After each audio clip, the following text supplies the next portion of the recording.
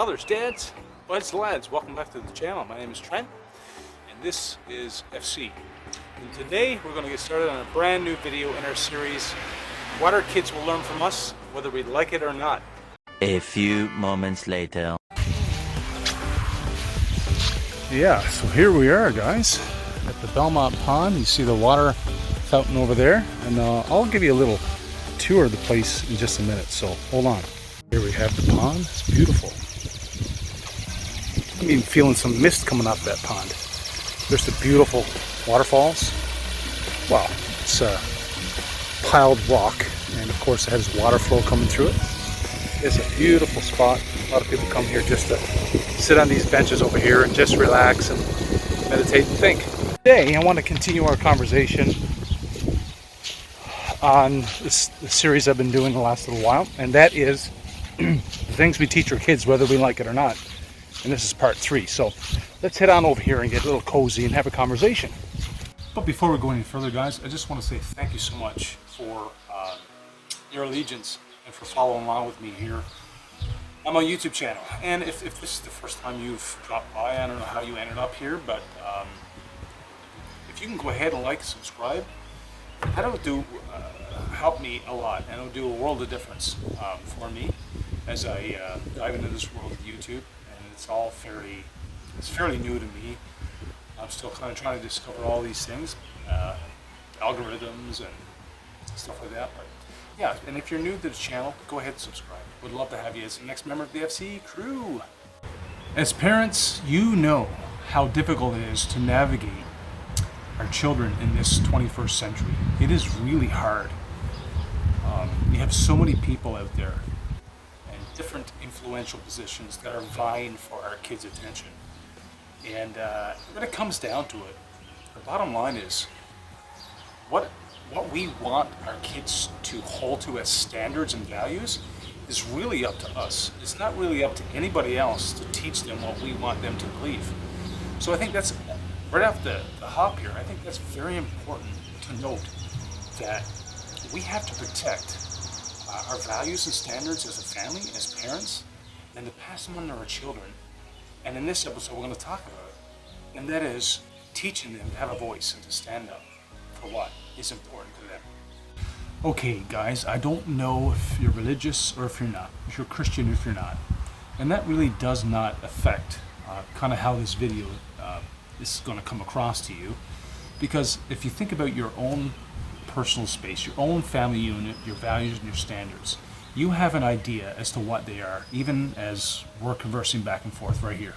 I've already mentioned this, but I want to re-emphasize how important it is for us guys, us moms and dads, to really set the tone, to really lay the boundaries and ethics and values that we hold to as a family, because we're going to have so many different influencers, different people from all corners of society speaking to our kids, whether that's teachers, whether that's authority figures, whoever it may be.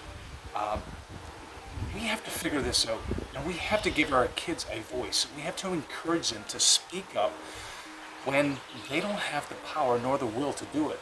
And so that is something they're learning from us, whether we like it or not, is how well do we speak up on our own behalf? How well do we exert ourselves in a kind and gentle manner regarding our values and standards? And these are very important, right and wrong, how we discern those things, and how important it is for us to define those lines, because our kids are going to come to a point in their lives where they're going to have to define what it is, what's important to them, and what they hold to as values and truths. So I think that's a big one, guys. It's a huge one. So I think that it's well noted, duly noted. As kids grow up, and you know as well as I do, if you have a teenager at least, or a preteen, this important axiom of learning to use your voice and speak up will begin when they begin to barter with you over when their bedtime is, whether they should stay up later than they should, and they'll push those envelopes, but they'll begin to speak up on their behalf as what they think is right. This is where my kids are today. They're especially especially pushing the envelope and trying to convince me why vegetables are for punks and why they really don't matter. Of course, we know vegetables are good for you, but this is where they're at in their lives. They want to convince you of the things that they believe, because they don't taste good, that it's not good for them. So that's one area where they begin to speak up and let us know their opinion. And how about this one? They're even starting to speak out and lay blame on you for that failed test or that bad grade because you didn't equip them properly with the knowledge they needed to pass that test. Like, it's even to a point where the pendulum swings completely liberal on this side. So there's so many different avenues in which kids are learning to speak up. See, in teaching them to speak up, what we're really instilling in them is to define their influence, what will influence them, and how they will influence other people. So yeah, it's the defining line of influence, kind of how that is created and how that is received. I mean, I've failed in this area so many times, but now I'm learning just the influence creates your voice. The influence creates an opportunity, a platform, not to be a bigot and a narcissist and be rude, but in a logical manner be able to speak up, voice what's important to us without being judged. And here's another thing, guys.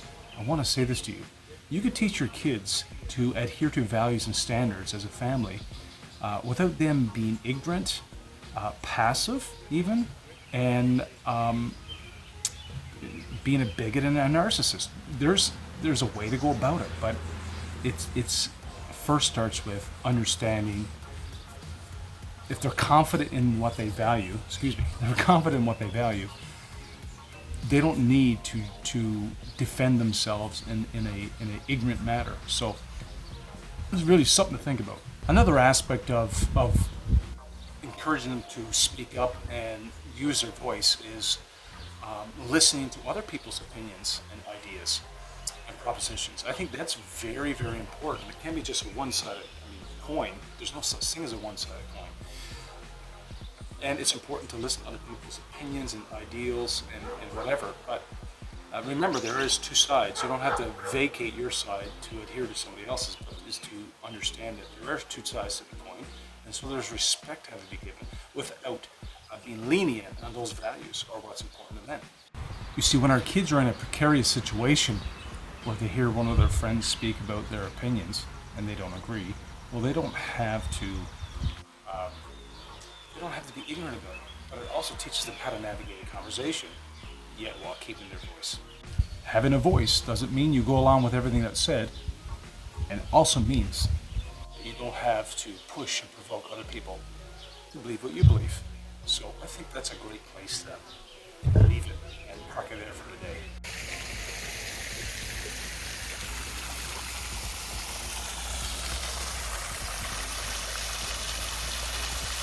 Well, guys, before I sign off, I do want to say this, that I don't know everything. I don't know anybody who does know everything. But I do want to let you know that I am learning as I go along. One of the big things is to be observant. Keep your eyes open. Listen, read cues from your children. Know some key words that they're speaking and what they're saying about life. And just be a person who notices these things. So, but guys, thank you for joining me today on this episode. And again, don't forget to like, subscribe, and ring that bell. More content when I go live. Would love to have you aboard. So, like I always say, be safe, stay focused. I'll catch you on the flippity. We'll see ya.